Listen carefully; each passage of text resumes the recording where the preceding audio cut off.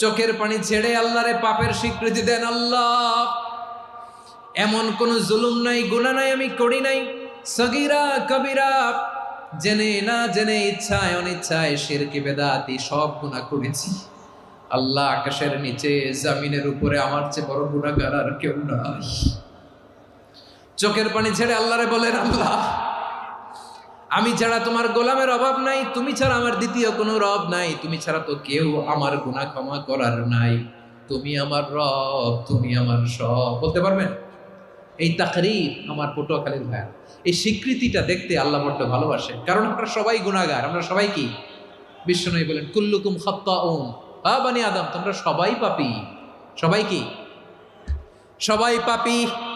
আমরা সবাই পাপী। আপন পাপের বাটখারা দিয়ে অন্যের পাপ মাপি। আমরা যে পাপী এটা ভাবতে মনে চায় না কারো, খালি অন্যের পাপ দেখি আমরা, এটা ভুল। ওর এই